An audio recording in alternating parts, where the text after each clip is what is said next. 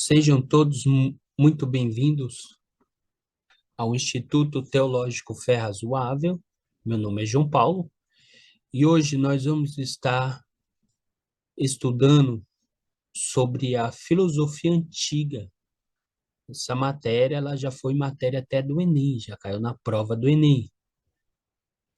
Não se esqueça de se inscrever no canal e deixar o seu joinha, ok?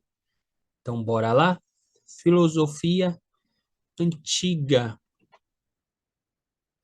A filosofia antiga ela corresponde ao período do surgimento da filosofia grega, do século VII a.C. Ela surge da necessidade de explicar o mundo de um novo modo.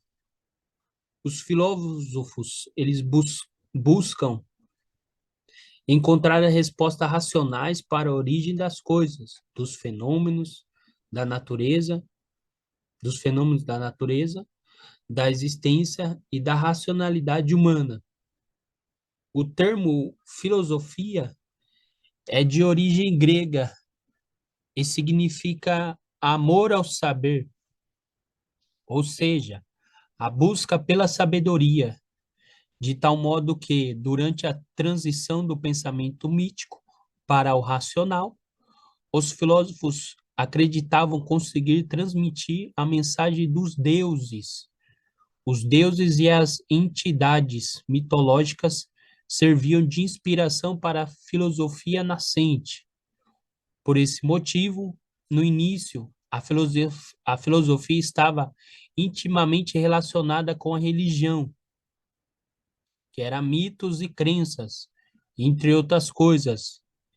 Assim, o pensamento mítico foi dando lugar ao pensamento racional, ou ainda do mito ao logos, do mito à palavra. Logos é a palavra, a racionalidade. A história da filosofia antiga pode ser dividida em três grandes períodos. O período pré-socrático, a Grécia clássica, é a época helenista. De forma genérica, nós vamos apresentar um resumo da filosofia antiga com relação aos temas citados acima, ok? Pré-socráticos, os filósofos viveram antes do período de Sócrates. Quais foram? Foram Parmênides, Heráclitos e Tales de Mileto. Os dois primeiros, eles investigaram a origem das coisas e as transformações da natureza. Esse último, que foi Tales de Mileto, ele foi o primeiro pensador que foi chamado de filósofo. Ele sustentava a ideia de que a matéria que mudou o mundo era a água. Então, esses foram os primeiros filósofos, chamados filósofos pré-socráticos. Em outro vídeo, eu já cheguei a falar sobre isso, sobre filósofos pré-socráticos. Quais foram? Heráclito, primeiro Parmênides, Heráclito e por último que foi chamaram ele de filósofo mesmo foi Tales de Mileto, ok? A qual ele acreditava que a matéria, de onde surgiu todas as coisas, foi a água. Vamos falar sobre a Grécia clássica. Entre os séculos 5 a.C. e 4 a.C., a civilização grega conheceu seu apogeu com a magnificência da cidade de Atenas, ou seja, Atenas estava no seu apogeu, seus dias de glória, e foi dominada pelo seu poder militar, econômico, e teve a democracia como sistema político. E em função disso, houve o crescimento das ciências e das artes. E os três maiores filósofos dessa época, da Grécia clássica, foram Sócrates, Platão e Aristóteles. Creio eu que nos dias atuais, os que se falam mais, podemos assim dizer, os maiores filósofos que existiram foram esses três, Sócrates, Platão e Aristóteles, porque deles que houve uma grande mudança mesmo na filosofia. O helenismo, ele corresponde ao final do século III e ele se estende até o século VI. E nesse período volta à tona as inquietações filosóficas relacionadas às questões morais, a definição dos ideais de felicidade, a virtude e também o saber prático. O contexto histórico e sociopolítico para o surgimento da filosofia. O surgimento da filosofia ocorreu devido a inúmeras mudanças no período arcaico do século VII ao século VI. A Grécia passou por transformações muito específicas nas relações sociais e políticas. Vejamos a seguir o que as mudanças proporcionaram e as condições para o surgimento da própria filosofia. A Grécia nada mais foi do que um conjunto de cidades-estados, a qual eles chamavam da polis. A polis era um conjunto de cidades e estados que se desenvolveu na Península Balcânica, no sul da Europa. Por ser o seu relevo montanhoso, permitiu que grupo de pessoas, que eles chamam de demos, fossem formados isoladamente no interior de cada cidade-estado, de cada polis. Desenvolveu-se uma anatomia constituída de uma porção de terras continental e de outras várias ilhas, bem como também em virtude da pouca fertilidade dos seus solos. A Grécia teve que desenvolver o comércio como principal atividade econômica. Assim, e aproveitando do seu litoral, bastante recortado e com portos naturais, eles desenvolveram também a navegação para expandir os negócios, bem como mais tarde a sua influência política nas chamadas colônias.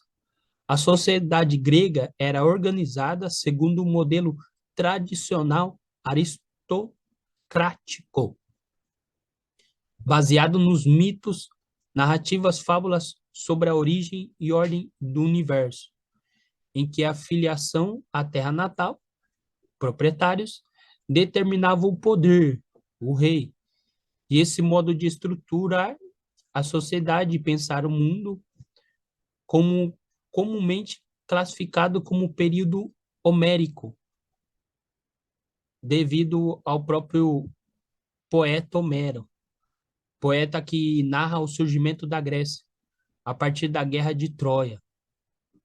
Mas com o tempo, algumas tradições foram sendo percebidas e exigiram novas explicações. Então surge a filosofia. E eis os principais fatores que contribuíram para o surgimento da própria filosofia. Primeiro, as viagens marítimas, pois o impulso expansionista obrigou os comerciantes a enfrentarem as lendas e daí contarem as fantasias do discurso místico, proporcionando a desmificação do mundo. Exemplo, os monstros que os poetas contavam existir em determinados lugares onde visitados pelos navegadores, ali nada encontravam. ou seja, não tinha, é, naquela época ainda, uma expansão de navegação. O pessoal tinha medo de ir ao mar, de pegar os seus navios e ir ao mar, devido a esses mitos, devido aos poetas que existiam, falar que lá existiam monstros, lá existiam dragões, lá existia monstros capazes de devorar o navio somente com uma mastigada, que pessoas morreram, era mitos e mais mitos. Mas como houve aquelas gregos que tiveram coragem de ir ao mar, eles puderam verificar que aquilo ali era somente lendas, nada daquilo que os poetas falavam, porque os poetas eram bem influentes naquela época, era verdadeiro. Isso ajudou na formação da filosofia e também a construção do calendário. Ele permitiu a medição do tempo segundo as estações do ano e da alternância entre o dia e a noite. Isso favoreceu a capacidade dos gregos de abstrair o tempo naturalmente e não como potência divina. Você vê que aos poucos eles vão progredindo e desmistificando muitos mitos que haviam naquela época. Há também o uso da moeda para as trocas comerciais, que antes eram realizadas entre produtos. Isso também favoreceu o pensamento abstrato, já que o valor agregado aos produtos dependia de uma certa análise sobre a valorização. Há também a invenção do alfabeto e o uso da palavra. É também um acontecimento peculiar numa sociedade acostumada à oralidade dos poetas. Aos poucos cai em desuso o recurso às imagens para representar o real e surge como substituto à escrita alfabética, a fonética, proporcionando, como itens acima, um maior poder de abstração. A palavra não mais é usada como nos rituais esotéricos, que eram fechados para iniciantes nos mistérios sagrados, que se desvendavam os oráculos dos deuses, nem pelos poetas inspirados pelos deuses, mas na praça pública, agora, no confronto cotidiano entre os próprios cidadãos daquela época. Há também o crescimento urbano, é também registrado em virtude de todo o movimento, assim como o fomento das técnicas artesanais e o comércio interno, as artes e outros serviços características também típicas das cidades. Outra coisa é a criação da política, que faz uso da palavra para deliberações do povo. Em cada pólice, em cada cidade-estado, por isso, democracia é o governo do povo, bem como exige que sejam públicas as leis para o conhecimento de todos, para que reflitam, critiquem e a modifiquem segundo os seus interesses. Então, houve uma grande progressão no povo grego daquela época, seja na construção do calendário, o uso da moeda, a invenção do alfabeto e o uso da palavra, o crescimento urbano e a criação da própria política. Há também as discussões nas próprias assembleias, que eram onde o povo se reunia para votar. Estimulava o pensamento crítico reflexivo, a expressão e a vontade coletiva e evidenciava a capacidade do homem se reconhecer capaz de vislumbrar a ordem e a organização do mundo a partir da sua própria racionalidade, e não nas palavras mágicas religiosas baseadas na autoridade dos poetas inspirados. Como isso foi possível a partir da investigação sistemática das contradições, da exigência de rigor lógico. Surgiu, então, através disso, a filosofia. ok?